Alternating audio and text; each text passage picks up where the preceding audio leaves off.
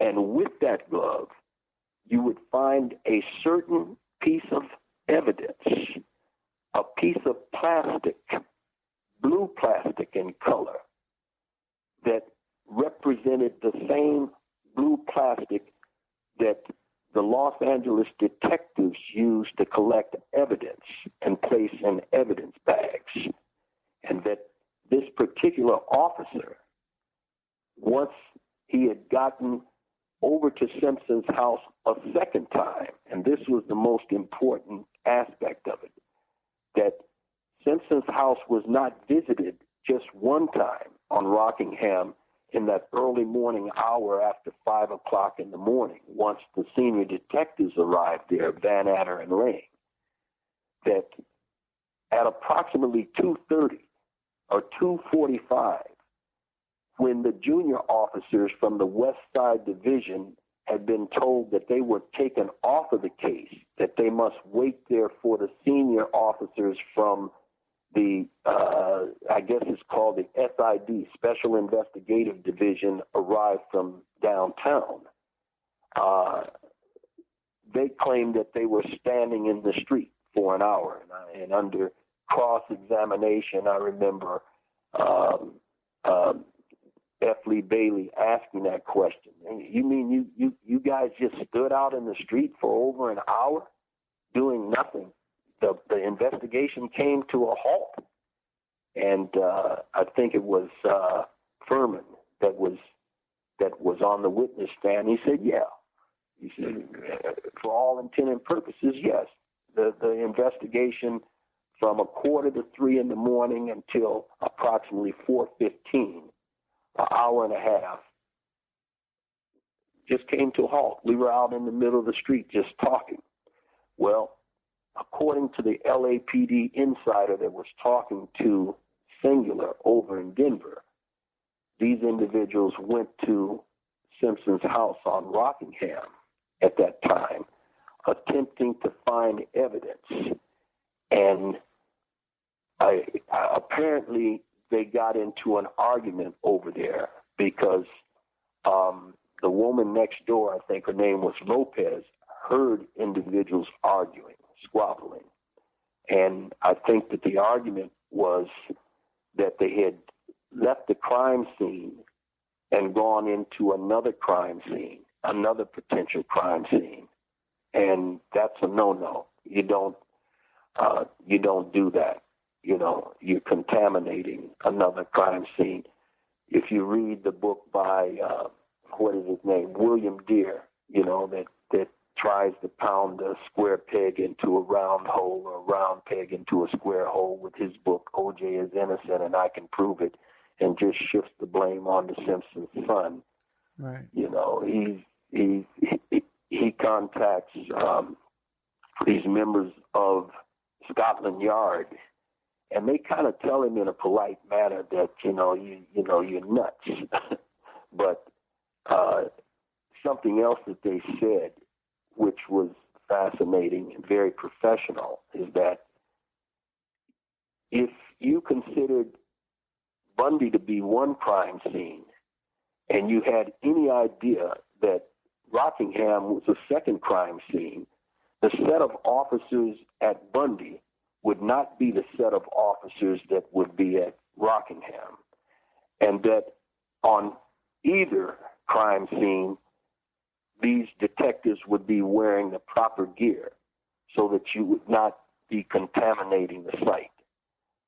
And if you look at the photos and so forth of each of those situations, you'll see that none of those officers were wearing protective gear. And not only did they go on to and step over blood and so forth at the Bundy murder site, they got in the car later that morning after 5, claiming that they were going to go over to Simpson's and alert him that, we need to protect you because somebody might be looking for you as well since they killed your wife. You know, that was about as believable as a big pink elephant, but that's what they alleged. But according to the insider, when they went there the second time, and Mark Furman was able to get away from Van Adder and Lang in the house. That's when that glove was deposited on the property at Rockingham. So his book, Legacy of Deception, based upon this information from the LAPD insider, puts the burden on Mark Furman as planting that glove over at Simpson's Rockingham residence.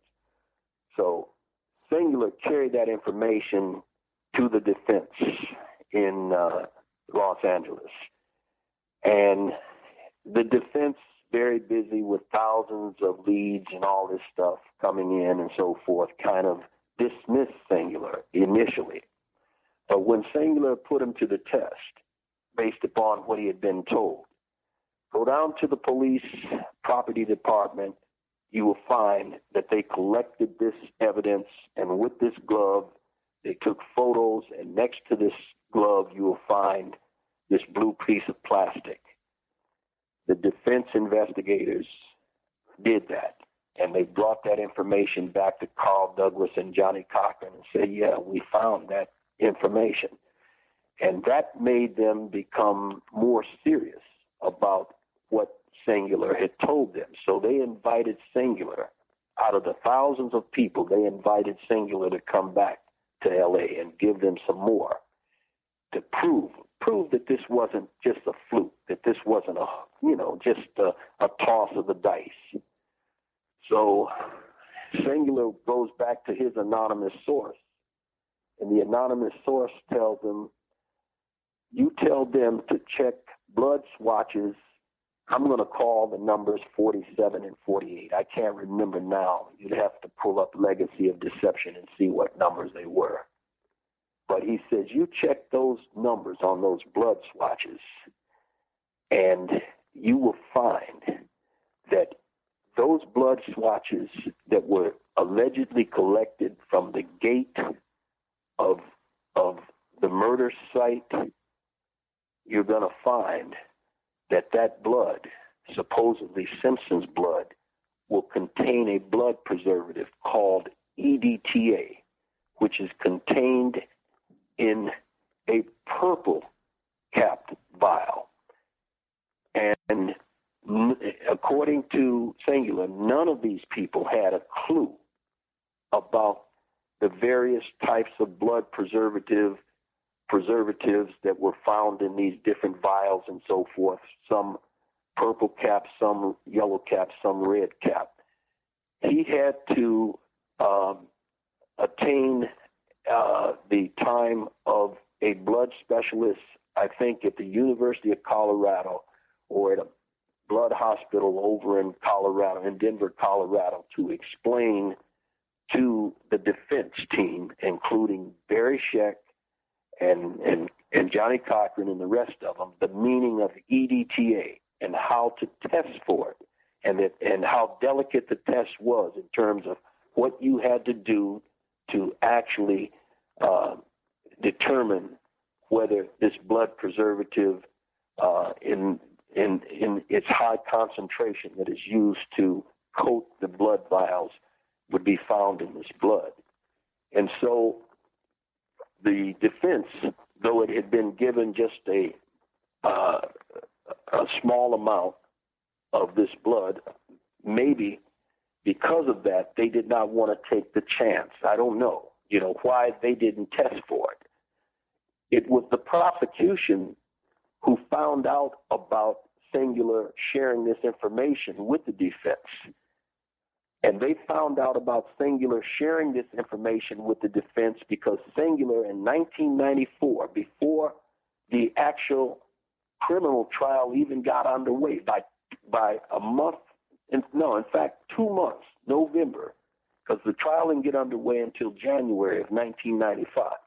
In November of 1994, Singular had delivered a treatment, a pre-manuscript to Michael Viner of Dove Books, and said, I'd like a contract to write this book, And Michael Viner, after reading the treatment and talking with his attorney, was advised by his attorney that you better take this information to the prosecution. You know, you shouldn't be holding on to this information and keeping it secret. You should take this to the prosecution. So the prosecution found out that Singular had this book proposal with Dove Books, and he had been talking with the defense. So they started leaning on Singular, putting pressure on him to try to give up the name of the anonymous source, and Singular wouldn't do it.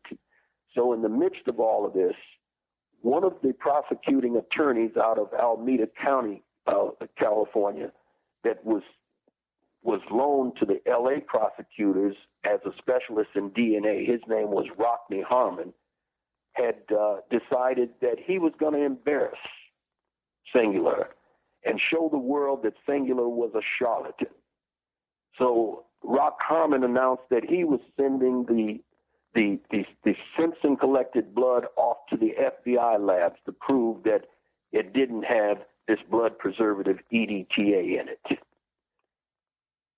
But a few months later, after the test had been done at the FBI labs, in kind of a haphazard manner by the FBI special agent, I think his name was Roger Martz, if I'm not mistaken. Martz, I know his last name was Martz. He came back and testified under oath. Did you find the blood preservative EDTA in those blood samples? And reluctantly, he had to answer, yes, he did. And so that's what started the whole thing in regard to the EDTA situation. Now, no, wait 1 second. Didn't the prosecution then claim that EDTA is a common chemical that's found in laundry detergent, and that's why it was in the blood sample?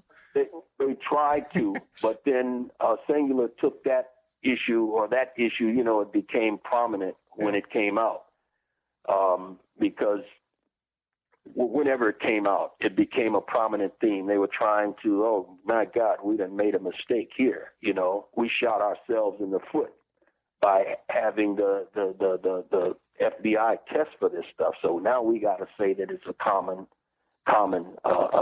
occurrence in blood.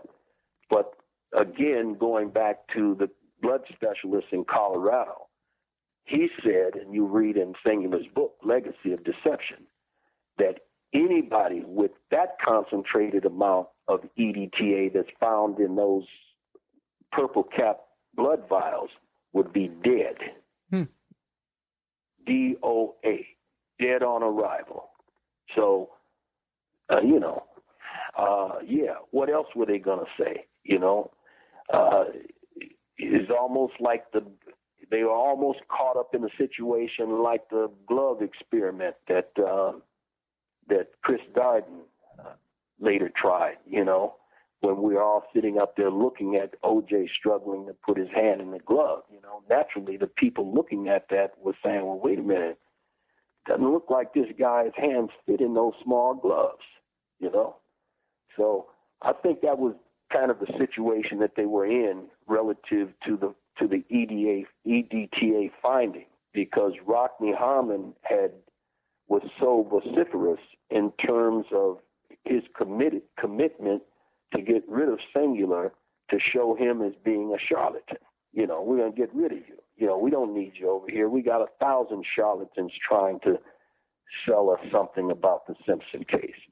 I mean, Singular was so significant that Chris Darden committed 4 pages in his New York Times bestseller, In Contempt.